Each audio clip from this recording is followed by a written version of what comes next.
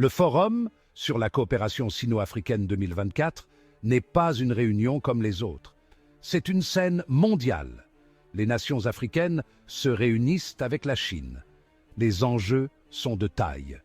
Pour la République démocratique du Congo, c'est l'occasion de faire de grands mouvements. La RDC est comme le cœur de l'Afrique. Elle est géographiquement centrale. Elle est également riche en ressources. Cela fait de la RDC un acteur clé au FCSA. Le monde entier observe. La Chine est une puissance majeure en Afrique. Elle investit massivement dans les infrastructures et le développement. Mais la Chine fait également face à des critiques. Certains disent qu'elle exploite les ressources de l'Afrique. Le FCSA 2024 est un exercice d'équilibre. La RDC doit défendre ses intérêts. Elle doit le faire tout en naviguant dans une politique mondiale complexe. Pas de pression. La Chine a besoin de ressources. La RDC en a en abondance. C'est le fondement de leur relation. C'est un échange simple. Matière première contre infrastructure. La RDC est un géant minier. Elle possède du cobalt, du cuivre et du coltan. Ces éléments sont essentiels à la technologie moderne. Pensez aux smartphones, aux voitures électriques et aux énergies renouvelables. La Chine est avide de ces ressources. Elle a investi des milliards dans le secteur minier de la RDC. Cela crée des emplois et des revenus pour la RDC. Mais cela soulève également des inquiétudes. Certains s'inquiètent de l'exploitation. Les Congolais en bénéficient-ils équitablement? Les normes environnementales sont-elles respectées? Ce sont des questions auxquelles la RDC doit répondre. Le monde devient vert. Voitures électriques, panneaux solaires, éoliennes, tous ont besoin de batteries. Et devinez ce qu'il y a dans les batteries? Des minéraux. Des tonnes de minéraux. La RDC est assise sur une mine d'or. Pas de l'or véritable, mais quelque chose d'encore plus précieux au 21e siècle, les minéraux pour batteries. Cobalt, lithium, manganèse, la RDC les possède tous. Cela place la RDC dans une position forte. Le monde a besoin de ces ressources. La demande monte en flèche. Les prix augmentent. C'est une opportunité unique. Mais un grand pouvoir implique de grandes responsabilités. La RDC doit gérer ses ressources avec sagesse. Elle doit s'assurer qu'elle bénéficie à son peuple et à son avenir. Section 4. Investissement chinois. Une épée à double tranchant? La Chine investit massivement en Afrique. Depuis des décennies, elle a injecté des milliards de dollars dans divers projets à travers le continent. Routes, chemins de fer, ports, tout y passe. La Chine construit. Ces projets d'infrastructures sont visibles partout, transformant le paysage africain. C'est particulièrement vrai en RDC, où l'argent chinois afflue. Les investissements chinois ont permis de lancer de nombreux projets qui étaient en attente depuis des années. D'un côté, c'est une bonne nouvelle. Les infrastructures sont cruciales pour le développement économique et social. Les infrastructures sont cruciales pour le développement. Elles permettent de relier les régions isolées, facilitant ainsi le commerce et l'accès aux services essentiels.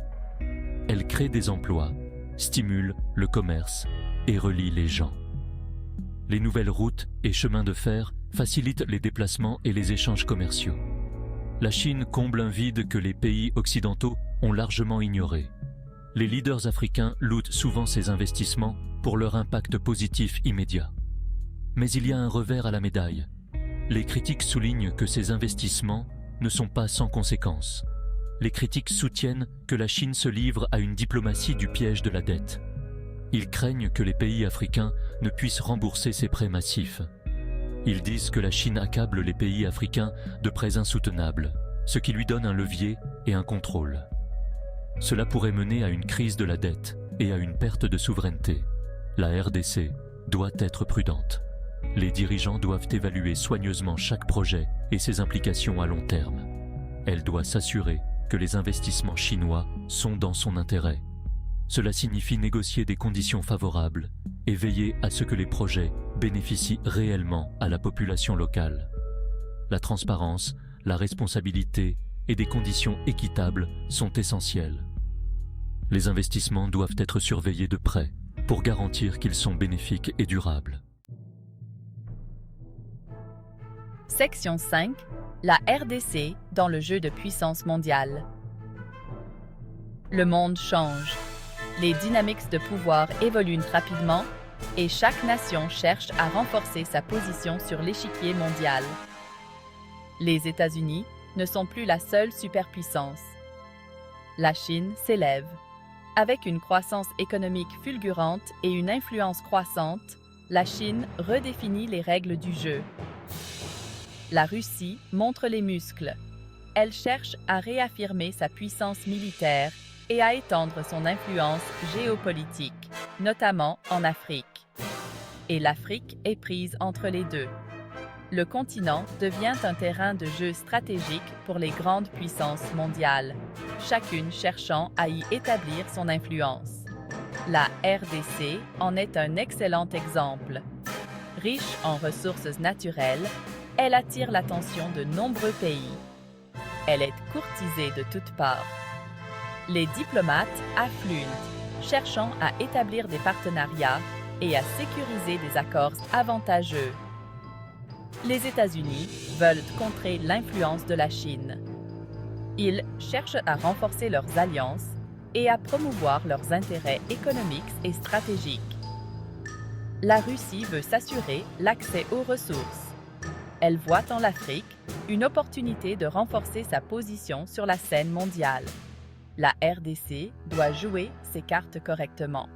Elle doit naviguer habilement entre ses puissances pour maximiser ses avantages. C'est un exercice d'équilibre délicat. La moindre erreur pourrait avoir des conséquences désastreuses pour le pays. La RDC doit maintenir de bonnes relations avec toutes les parties.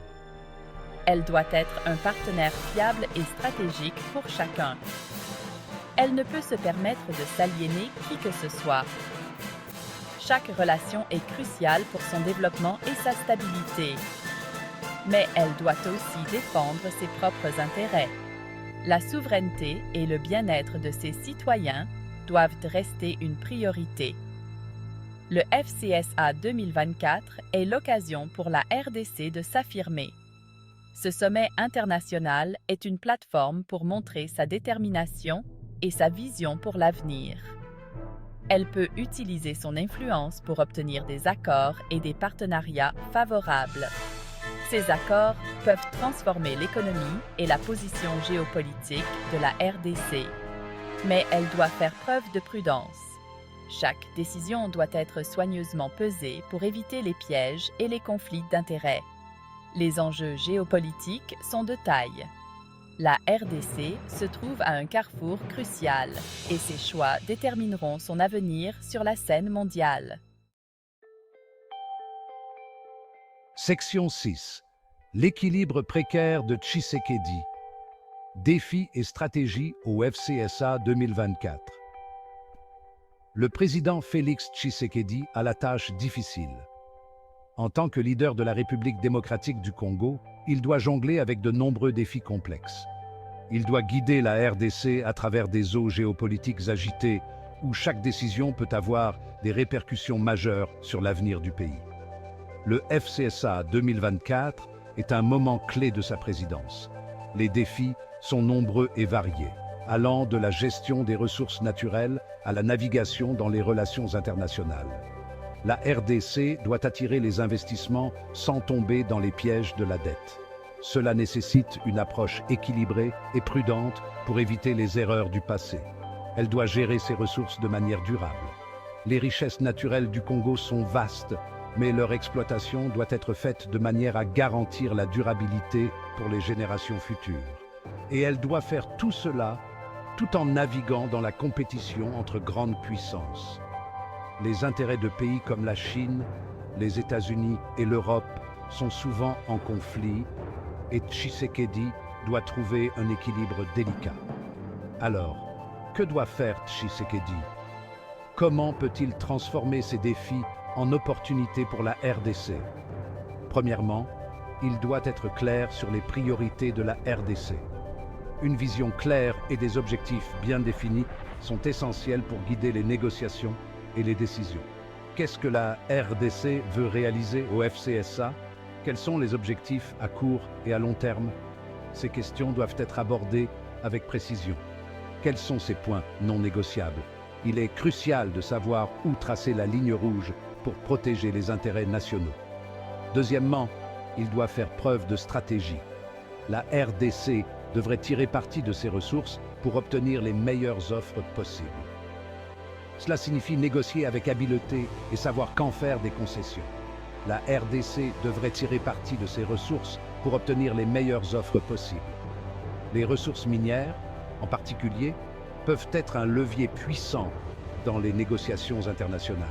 Elles devraient également rechercher des partenariats avec un éventail de pays et pas seulement avec la Chine. Diversifier les partenariats peut offrir une plus grande stabilité et plus d'options pour le développement. Enfin, Tshisekedi doit faire preuve de transparence. La transparence dans les négociations et les décisions est essentielle pour maintenir la confiance du peuple congolais et des partenaires internationaux. Il doit communiquer clairement avec le peuple congolais sur les décisions prises au FCSA et sur la manière dont elles profiteront au pays. Une communication ouverte peut aider à gérer les attentes et à renforcer le soutien public. Le FCSA 2024 est un moment charnière pour la RDC. Les décisions prises ici auront des répercussions durables sur l'avenir du pays. Avec une planification minutieuse et une diplomatie habile, Tshisekedi peut faire de ce rassemblement une victoire pour son pays. En adoptant une approche stratégique et transparente, il peut transformer les défis en opportunités et assurer un